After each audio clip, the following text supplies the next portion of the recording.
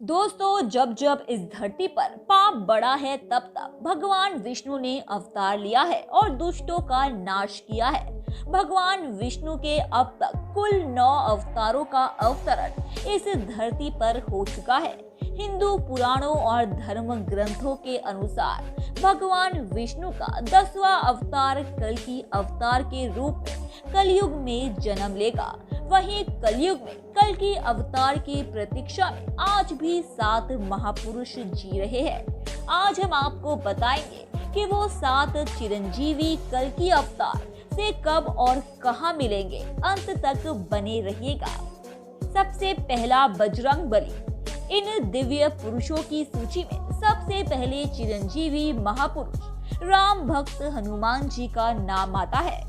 हनुमान जी को माता सीता ने चिरंजीवी होने का वरदान दिया था और भगवान श्री राम से बजरंग बली को कलयुग के अंत तक धर्म और राम कथा का प्रचार करने की आज्ञा मिली थी। हनुमान जी के जीवित होने के प्रमाण आज भी कई जगहों पर मिलते रहते हैं। कलयुग के अंत में जब पाप की सीमा बढ़ जाएगी तब भगवान कल्कि इस पृथ्वी लोक पर अवतरित होंगे। तब बजरंग बली एक बार फिर से भगवान कल्कि के रूप में श्री राम जी के दर्शन करेंगे और तब श्री राम द्वारा दिए उन वचनों का कार्यकाल भी समाप्त हो जाएगा। दूसरे, परशुराम। चिरंजीवी महापुरुषों की लिस्ट में दूसरा नाम परशुराम जी का आता है। परशुराम जी भगवान विष्णु के 6ठे अवतार है। चिरंजीवी होने के चलते उनके भी प्रमाण महाभारत काल में भी दिखे हैं। आपको बता दें कि परशुराम जी पितामह भीष्म, कर्ण और गुरु द्रोणाचार्य के गुरु भी थे। पौराणिक कथाओं के मुताबिक भगवान कल्कि के गुरु भी परशुराम जी ही होंगे। नंबर 3, राजा बलि। अगले महापुरुष है राजा बलि। राजा बलि श्री हरि भक्त प्रहलाद के वंशज थे। उन्होंने अपने बल से तीनों लोगों को जीत लिया था। इसके साथ ही उनको बहुत बड़ा दानवीर भी माना जाता था। पौराणिक कथाओं की माने तो भगवान विष्णु ने राजा बलि के घमंड को तोड़ने के लिए वामन अवतार लिया था।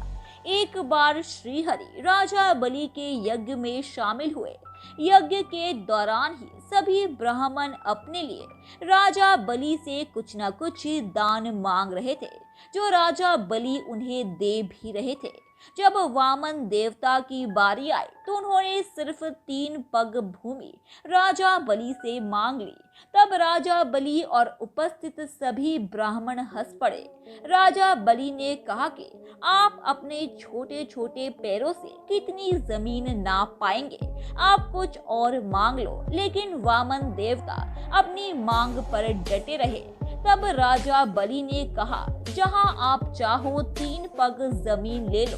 तब वामन देवता ने अपना विराट रूप धारण कर लिया और एक पग में देवलोक और दूसरे पग पृथ्वी और पाताल लोक नाप दिया। इसके बाद उन्होंने कहा कि तीसरा पग कहाँ रखूं? राजन बलि ने अपना सर आगे कर दिया और वामन देवता ने राजा बलि के सर पर पैर रखकर उन्हें पाताल लोक भेज दिया और उन्हें सूतल लोक में बसा दिया, जहां वे आज भी अपनी मुक्ति के लिए कल्कि अवतार की प्रतीक्षा कर रहे हैं। नंबर 4, विभीषण। मित्रों, अब हम बात करेंगे चौथे महापुरुष लंका अधिपति विभीषण के बारे में। विभीषण प्रभु राम के अन्य भक्त थे। जब लंकापति रावण ने माता सीता का हरण कर लिया था तब विभीषण ने अपने भाई रावण को काफी समझाया था कि भगवान राम से शत्रुता ना ले। जिसके बाद रावण ने उन्हें अपनी लंका से निकाल दिया था। तब विभीषण भगवान राम की सेवा में चले गए और रावण के अधर्म का अंत करने के लिए धर्म का साथ दिया। यही कारण है कि भगवान श्री राम ने विभीषण को चिरंजीवी होने का वरदान दिया था, जो कि आज के युग यानी कलयुग के अंत तक जीवित रहेंगे। नंबर 5, अश्वत्थामा। इन 7 महापुरुषों में अश्वत्थामा का नाम भी शामिल है। गुरु द्रोणाचार्य के पुत्र अश्वत्थामा आज भी इस पृथ्वी लोक पर मुक्ति के लिए भटक रहे हैं। महाभारत के युद्ध में अश्वत्थामा ने कौरवों का साथ दिया था। धर्म ग्रंथों के अनुसार भगवान श्री कृष्ण ने ब्रह्मास्त्र चलाने के कारण अश्वत्थामा को कलयुग के अंत तक भटकने का श्राप दिया था। अश्वत्थामा के संबंध में प्रचलित मान्यता है कि मध्य प्रदेश के असीरगढ़ किले में मौजूद प्राचीन शिव मंदिर में अश्वत्थामा हर दिन भगवान शिव की पूजा करने आते हैं। नंबर 6, महर्षि व्यास। अश्वत्थामा के बाद छठे चिरंजीवी महापुरुष है महर्षि व्यास। महर्षि को वेद व्यास के नाम से भी जाना जाता है क्योंकि उन्होंने ही चारों वेद, महाभारत, 18 पुराण और भागवत गीता लिखी थी। महर्षि व्यास जी ने भगवान कल्कि के जन्म से पहले उनके अवतार के बारे में ग्रंथों में लिख दिया था। महर्षि वेद व्यास बहुत बड़े तपस्वी होने के कारण आज भी कलयुग में भगवान कल्कि के दर्शन के लिए तपस्या में लीन होकर इंतजार कर रहे हैं। नंबर 7, कृपाचार्य। कलयुग के आखिरी और 7वें चिरंजीवी महापुरुष है कृपाचार्य। संस्कृत ग्रंथों में उनको चिरंजीवी के रूप में बताया गया है। कृपाचार्य अश्वत्थामा के मामा और पांडवों और कौरवों के आचार्य थे। भागवत के मुताबिक कृपाचार्य की गणना सप्त ऋषियों में की जाती है। कहा जाता है कि वे इतने बड़े तपस्वी थे कि उन्हें अपने तप के बल पर चिरंजीवी रहने का वरदान मिला था। वहीं कुछ लोगों का मानना है कि उनकी निष्पक्षता के आधार पर उन्हें चिरंजीवी रहने का वरदान मिला था। कलयुग में कृपाचार्य अधर्म का नाश करने में कल्कि अवतार की मदद करेंगे।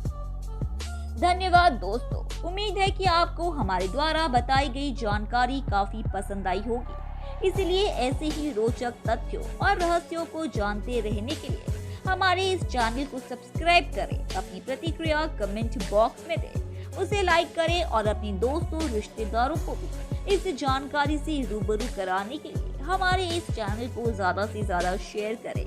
धन्यवाद।